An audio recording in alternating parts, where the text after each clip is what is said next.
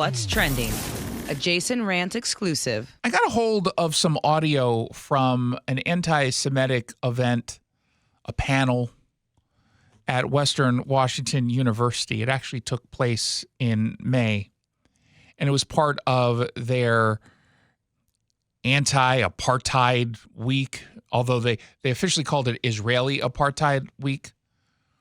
Now, show of hands if you think the people who organized or attended any of these events can spell, let alone define, apartheid. It's not likely. No, it's we can just say there's zero chance. There's not even a possibility. It's zero chance. Like apart and then IDE. APARTTIDE. Apartheid. Did I get it? Can I get word of origin? It's Israeli? No. I want to play for you some audio from a man who was a part of a panel on anti-Semitism versus anti-Zionism. That's how it was framed. And as you listen to this audio, it was recorded by someone in attendance on their cell phone, so it's not the best quality in the world, but you can hear everything. It truly is hard to believe that the speaker is a real person and not part of some bizarre performance art piece. And yet speeches like what you're about to hear are routine at college campuses all around the country. And this is something that I think will give you a front row seat to the unhinged radicalism, the self-loathing that's required to cheerlead for Hamas, a terrorist group, as part of this effort locally to not just prop up Hamas, but call for the destruction of Israel. Now, in this case, the speaker claimed to be an Israeli-American and Jewish and a former IDF fighter, and it's insane. I like to tell people that I'm a privileged white male homo sapien on a trajectory to decolonize myself. If you get that dude on your dating app, swipe left quickly, like really fast. Don't spend any time wondering.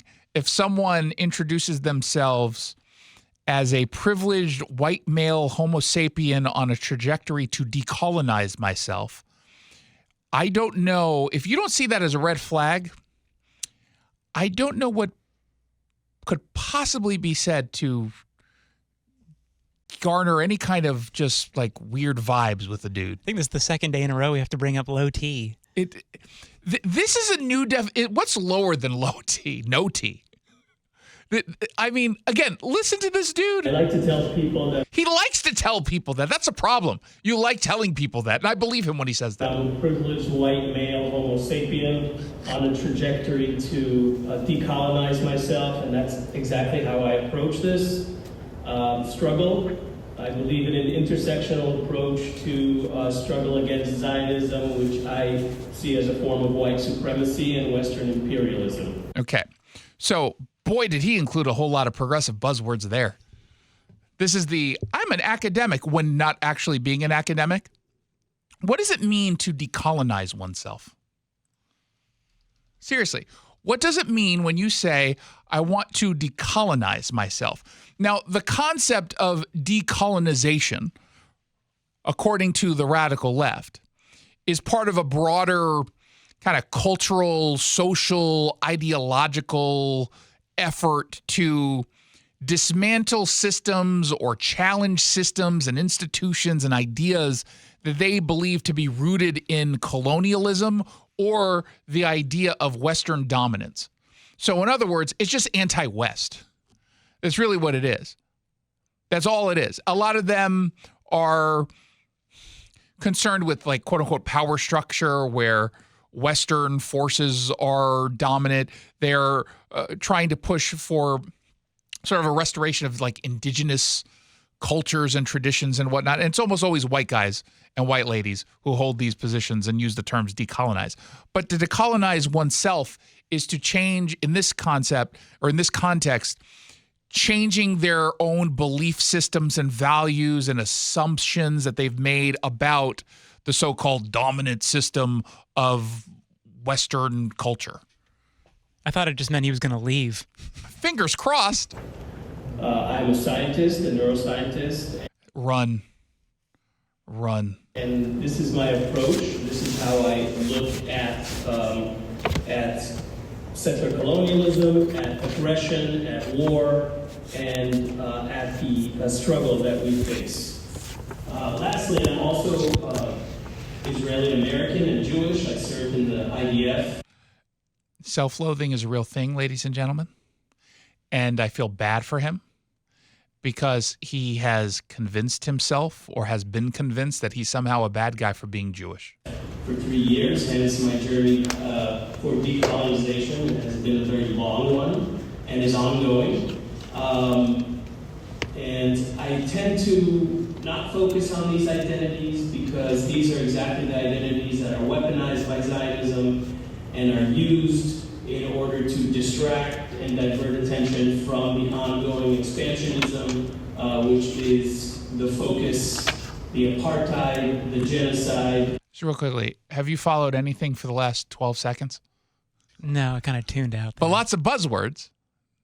They don't really mean anything other than signaling one's radicalism. It's just kind of pseudo-academic sounding. Yeah, and it sounds academic until you realize it doesn't really mean anything. Which is a process that has accelerated since October 7th, but has been ongoing since before, actually, 1948. So I'm excited to get this panel going. Thank you for having me. Yeah, not as excited as I was to have to listen to that crap. And boy, did I listen to it for a good hour and 10 minutes or so. I'm not going to play any more audio, mostly because, dear well, God. speaking of self-loathing, geez. I know. Talk about self-love. Although I did listen to, I mean, if anything, that was my pushback against my own self-loathing because I feel a need to defend my Judaism when I listen to crap like that. Now, it's really easy to write off that dude and the panel that he was on as some sort of, fleeting sideshow of fringe anti-Semites. But the reality is, this is indicative of what's going on campus. It's not just campus theater. This is not just about us, mocking a dude before his inevitable march toward a future of making oat milk lattes at a Starbucks until he turns 47, only to then get, arrested for chucking a Molotov cocktail at a cop during an Antifa tantrum in downtown Seattle. Undoubtedly, all of that will happen to this person. But this is bigger than that. This was part of a week-long event. It included a vigil for Hamas terrorists. Let me say that again. A vigil for Hamas terrorists. It featured a talk by an anti-Semitic professor who's called for an intifada. Western Washington University, where this took place, they're not just tolerating the hate, they're actively promoting it, they're amplifying it. They included promotion for this event on the school's website. And they sit back and they allow this to happen. They don't say anything. And I published a piece earlier today at seattlered.com, and I got an email from a professor at Western who said, you don't understand the half of it, how bad it is here. And they go under the radar at Western. No one talks about Western, right? I mean, you hear UW, you hear Gonzaga, you talk about Wazoo. Every once in a while, Central jumps into the mix, or Central, or PLU sometimes. But that's kind of, and then there's Western, which isn't really known for anything other than being in Bellingham and having that one Peeping Tom incident that went on going for like several months. Kind of having a hippie reputation. That's yeah, but that's kind of it, yeah. right? And but even if you're going to talk hippie, you usually go directly to Evergreen. You don't talk about Western. Western is kind of just forgotten. And as a result of it not getting a whole lot of attention, a lot of this crazy stuff continues to fester.